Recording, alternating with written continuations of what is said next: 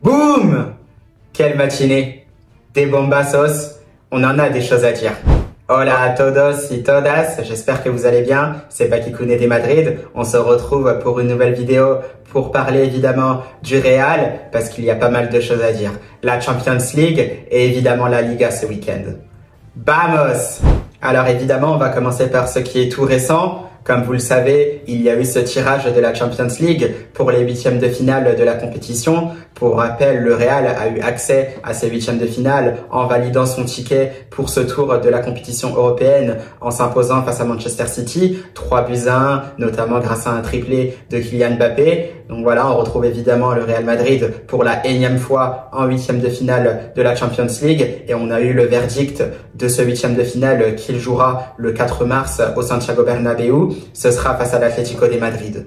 Gros match qu'on connaît très bien, un adversaire qu'on connaît quasiment par cœur, c'est le voisin madrilène, c'est l'Atlético. Et à ce petit jeu-là, c'est vrai que ce sera évidemment un match très difficile. On sait que quand on connaît un adversaire quasiment sur les bouts des doigts, c'est toujours plus difficile de le surprendre. On l'a vu notamment avec les deux dernières confrontations en Liga qui se sont tous les deux soldées par un match nul. Là, ça va être en Champions League. Il y aura encore beaucoup plus de pression. Ce sera un match coup près. Ce sera évidemment très tendu. Donc, ce sera d'autant plus difficile tout en sachant que ce match aller sera du côté du Bernabéu le 4 mars et évidemment ce match retour du côté du Wanda Metropolitano le 11 mars. Donc il y aura qu'une semaine d'intervalle entre les deux confrontations. Donc ça sera évidemment pas facile tout en prenant en compte que Jude Bellingham est d'ores et déjà suspendu pour ce match aller du côté du Bernabéu. Et quand on sait l'importance justement de l'international anglais, c'est vrai que ce sera des points très difficiles à régler. Maintenant, on reviendra sur ce match plus tard parce que il y aura évidemment d'autres priorités. On connaît évidemment notre adversaire. On connaît aussi nos probables futurs adversaires si nous étions amenés justement à battre l'Atlético de Madrid en huitième de finale. On a vu justement ce tableau qui est assez alléchant, un tableau très relevé du côté du Real Madrid, mais aussi très relevé de l'autre côté. On va retrouver par exemple le Borussia Dortmund, le FC Barcelone évidemment. On va retrouver l'Inter Milan, le Bayern Munich. Donc voilà, c'est assez relevé des deux côtés. Chaque équipe a évidemment sa chance pour soulever le trophée à la fin de la saison. Évidemment que j'espère que ce sera le Real Madrid. Donc on verra bien ce qu'il se passera. Toujours est-il que si le Real Madrid arrive justement à se qualifier face à l'Atlético de Madrid, on pourrait affronter Arsenal en quart de finale, qui reste quand même un gros épouvantail du championnat anglais et justement aussi de cette Champions League. Ce ne sera pas facile, même si c'est vrai que les Gunners ont perdu pas mal au niveau de leur effectif, je crois, avec les blessures de Bukayo Saka et Kai Havertz, deux éléments très importants de leur effectif. Donc justement, on verra bien comment ça pourrait se passer. Déjà, si Arsenal parviendra à se qualifier face au PSV Eindhoven, donc c'est déjà un des probables futurs adversaires. Et si justement nous étions amenés à aller en demi-finale de la compétition, on pourrait se retrouver face au Paris Saint-Germain, face à Liverpool ou encore face à Aston Villa. Trois belles équipes qui seront bien évidemment très difficiles à jouer. Mais malheureusement, ça fait partie du jeu. À ce tour-là, ce sera évidemment une demi-finale. Et on sait qu'en demi-finale, tout est possible. Chaque équipe a son mot à dire pour potentiellement gagner le trophée à la fin de la saison. Donc voilà, c'est la Champions League. On est évidemment là pour affronter les meilleurs. Et c'est normal qu'on retrouve des équipes comme le Paris Saint-Germain, Liverpool, Aston Villa aussi qui fait de très beaux matchs avec Unai Emery notamment. Donc voilà, ce sera peut-être ces adversaires-là qu'on pourrait rencontrer en demi-finale. Encore faut-il déjà se débarrasser de l'Atlético de Madrid, un match qui ne sera pas facile. On a déjà présenté ce match-là, on y reviendra quand ce sera le jour J quasiment. Mais c'est vrai que d'une part, j'étais quand même assez déçu de ce tirage au sort-là, parce que je trouve que c'est un match quand même qui est assez répétitif.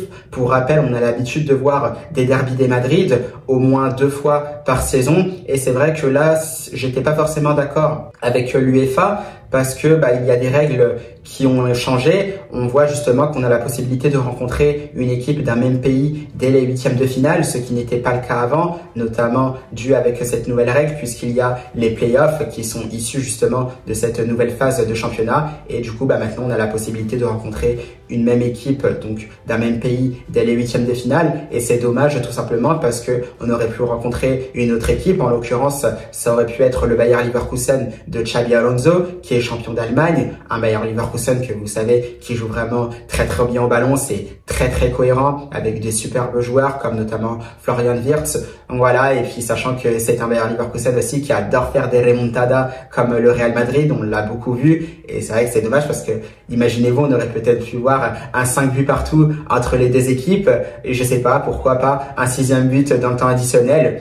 Donc voilà, ça aurait pu être un scénario possible. Malheureusement, il aura peut-être pas lieu parce que le Bayer Leverkusen, lui de son côté justement, retrouvera une équipe qu'il connaît très bien. C'est le Bayern Munich, la plus grande équipe, le plus grand club d'Allemagne. Donc voilà, c'est aussi deux équipes d'un même pays et je trouve que c'est assez dommage parce que finalement, on aurait bien aimé que ça soit un chassé-croisé. Ça aurait fait aussi de très très belles affiches. Donc voilà, c'était dans ce sens-là où je n'étais pas forcément d'accord justement avec cette nouvelle fonctionnalité de l'UEFA par rapport justement à ces 8e de finale de la Champions League, mais j'imagine que si on aurait gardé des équipes d'un même pays qui ne pouvaient pas se rencontrer dès les 8e de finale, je pense qu'il y aurait pu avoir d'autres règles et ça aurait pu être un peu plus compliqué justement au niveau du nouveau fonctionnement de cette Champions League. Donc bon, on va s'en contenter. Ce sera l'Atlético de Madrid, un derby des Madrid. Ça reste quand même une affiche alléchante. On adore voir aussi des derbys, surtout en Champions League où malgré tout, c'est vrai que ça reste peu récurrent. Donc voilà, c'est une très belle affiche qui nous est imposée. Maintenant, c'est à nous de gérer et de nous imposer justement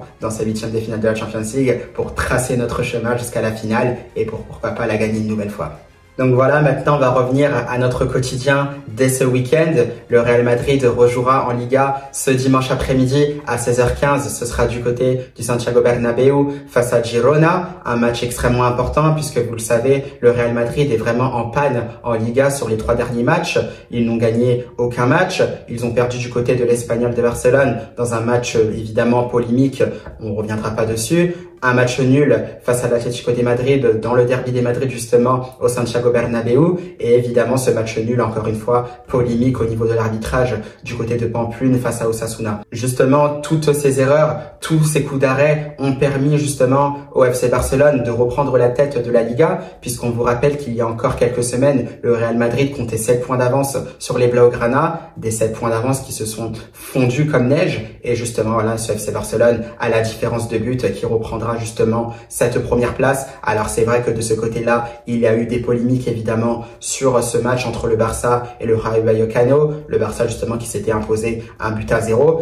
Et voilà, toujours ces polémiques d'arbitrage qui reviennent. On sait évidemment l'arbitrage sera de plus en plus surveillé en Espagne. Ce sera le cas évidemment ce week-end parce que ce championnat d'Espagne cette année est vraiment tendu. On voit qu'il y a 3 équipes qui se tiennent sur 1 point à la première place quasiment du classement. On retrouve le Barça et le Real Madrid à égalité de points et l'Atlético de Madrid à la 3e place avec 1 point derrière. Donc voilà, c'est très très tendu, ce qui ramène évidemment pas mal de tensions, beaucoup de pression évidemment sur les arbitres, donc ils seront évidemment surveillés sur tous les choix et on a hâte de voir comment ce sera géré ce week-end du côté de la Liga. Maintenant, c'est vrai qu'on s'est pas mal plaint justement de toutes ces erreurs, notamment par rapport au match du FC Barcelone. Il faut rester évidemment concentré sur nous-mêmes parce qu'on a manqué pas mal d'efficacité. Il faudra faire preuve évidemment d'efficacité face à Girona dès ce week-end. Donc ce sera ce dimanche. Un Girona d'ailleurs qui n'est plus la même équipe que l'année dernière. Ils ont perdu quasiment tous leurs joueurs. On n'a plus de Savinho, on n'a plus de Dovby qui avait fini meilleur buteur.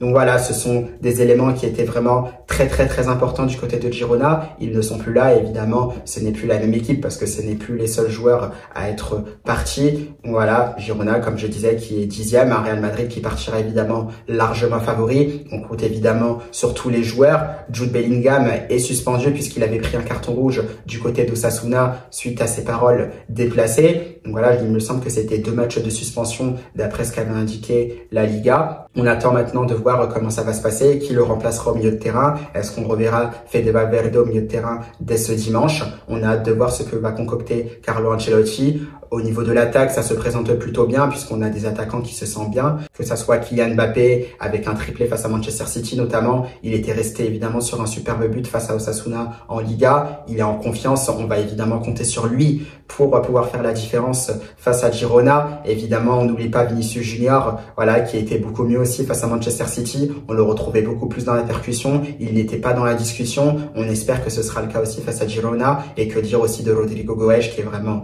incroyable. C'est vrai que comme je disais, on aimerait peut-être le voir beaucoup plus à gauche, mais il est aussi bien à droite. Dans tous les cas, il y a des permutations dans cette attaque du Real Madrid et c'est tout aussi bénéf. Il y a aussi Brahim Diaz parce que je pense que quoi qu'il arrive, il y aura une rotation dans cette équipe-là. Je pense aussi qu'il pourrait y avoir une rotation en défense.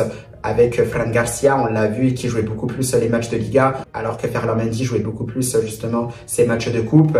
Est-ce qu'il y aura une rotation entre Thibaut Courtois et André Lounine? Ça reste à voir, parce qu'il y a aussi la Copa del Rey la semaine prochaine, cette demi-finale aller face à la Real Sociedad à Anoeta. On sait qu'André Lounine visiblement joue peut-être un peu plus les matchs de coupe, donc on verra ce que décidera Carlo Ancelotti.